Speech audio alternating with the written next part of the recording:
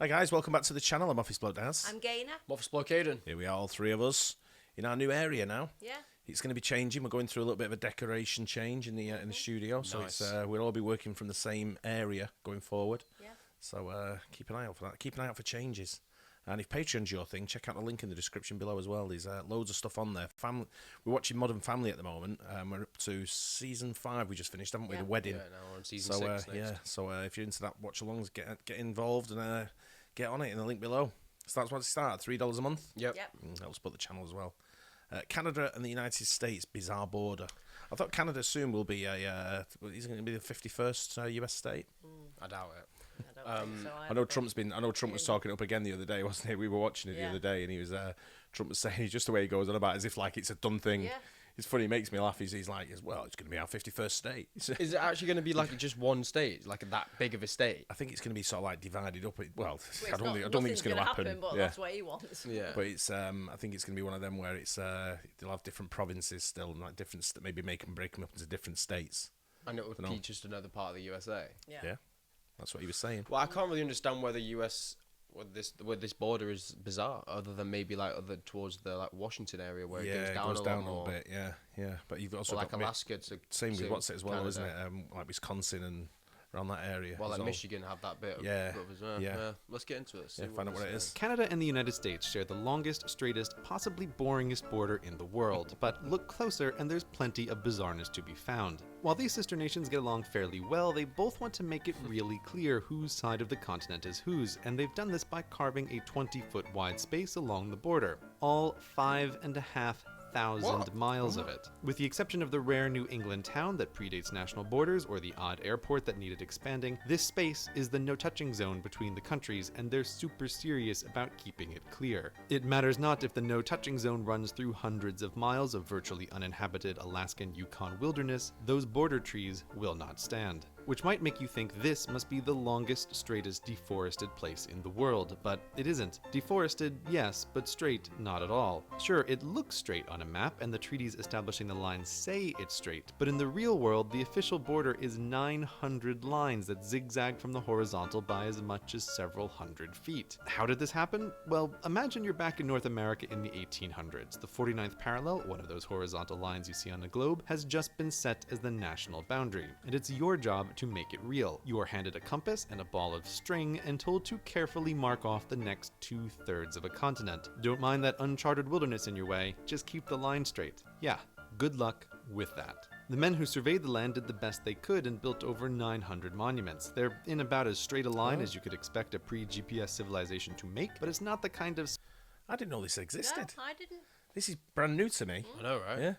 I just didn't know I didn't even, to be fair, I didn't even think about it. But I imagine a lot of the terrain going through that sort of area as well is quite, mountainous, rough terrain, forest, like you say, forests. Yeah, I would have thought though, like if you were in the forest, I thought because there's not like conflict between the countries, there wouldn't really be anything. You could just walk over and you'd now be in Canada, now be in US. I wouldn't have thought there would actually be like a line, a noticeable border. Especially be monuments as well put up as well. That's pretty cool. That I didn't know that. Spherical planar intersection that would bring a mathematician joy. Nonetheless, these monuments define the border, and the no-touching zone plays connect the dots with them. Oh, and while there are about 900 markers along this section of the border, there are about 8,000 in total that define the shape of the nations. Despite this massive project, Canada and the United States still have disputed territory. There's a series of islands in the Atlantic that the United States claims are part of Maine, and Canada claims are part of New Brunswick. Canada, assuming the islands are hers, built a lighthouse on one of them, and the United States, assuming the islands are hers, pretends the lighthouse doesn't exist. It's not a huge problem, as the argument is mostly over tourists who want to see puffins and fishermen who want to catch lobsters, but let's hope the disagreement gets resolved before someone finds oil under that lighthouse. Even the non-disputed territory has a few notably weird spots, such as this tick of the border upward into Canada. Zoom in and it gets stranger as the border isn't over solid land, but runs through a lake to cut off a bit of Canada before diving back down to the US. This spot is home to about 100 Americans and is a perfect example of how border irregularities are born. Back in 1783, when the victorious Americans were negotiating with the British, who controlled what would one day be Canada, they needed a map, and this map was the best available at the time. While the East Coast looks pretty good, the wester it goes, the sparser it gets. Under negotiation was the edge of what would one day be Minnesota and Manitoba, but unfortunately that area was hidden underneath an inset on the map, so the Americans and the British were bordering blind.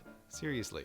They guessed the border should start from the northwestern part of this lake and go in a horizontal line until it crossed the Mississippi. Somewhere. But somewhere turned out to be nowhere, as the mighty Mississippi stopped short of that line, which left the border vague until 35 years later, when a second round of negotiations established the aforementioned 49th parallel. But there was still a problem, as the lake mentioned earlier was both higher and less circular than first thought, putting its northwesterly point here, so the existing border had to jump up to meet it and then drop straight down to the 49th, awkwardly cutting off a bit of Canada before heading west to the remainder of the continent. And it turns out you can't just draw a straight-ish line for hundreds of miles without causing a few more problems. One of which was luckily spotted in advance, Vancouver Island, which the 49th would have sliced through, but both sides agreed that would be dumb, so the border swoops around the island. However, next door to Vancouver Island is Point Roberts, which went unnoticed, and thus today the border blindly cuts across. It's a nice little town home to over 1,000 Americans, but has only a primary school, so its older kids have to cross international borders 4 times a day to go to school in their own state. In a pleasing symmetry, the East Coast has the exact opposite situation, with a Canadian island whose only land route is a bridge from the United States. And these two aren't the only places where each country contains a bit of the other. There are several more, easily spotted in satellite photos by the no-touching zone. Regardless of if the land in question is just an uninhabited strip in the middle of a lake in the middle of nowhere, the border between these sister nations must remain clearly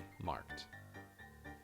How crazy. That's, like I say, that's very new to me, that. And I'm a geography, nut when it comes to sort of knowing sort of different things about different countries. But that's just I've never even heard of that. I knew that little bit in the bottom of Same, I knew things that like was a thing. But I didn't know they had to sort of there was no upper school there. I think we've done something on it before, or we've spoke about it before. Yeah. That little bit at the bottom of Vancouver Island. I wonder how, would that take a long time to go through the border? Or is that just straight through? I think there's something that's, I think they've probably got something in place. Like an easy pass type thing, you just pass through. If you go to school and you're there doing it every day, yeah.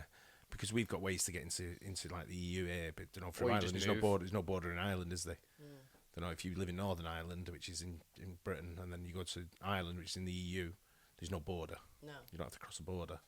But it's I didn't know that. You can't. I don't know how they would travel through that to get to school if they have to go all the way around like that. Well, it said they would, yeah. But it seems a bit weird they have to go all the way around rather than just go to school in Canada. Yeah.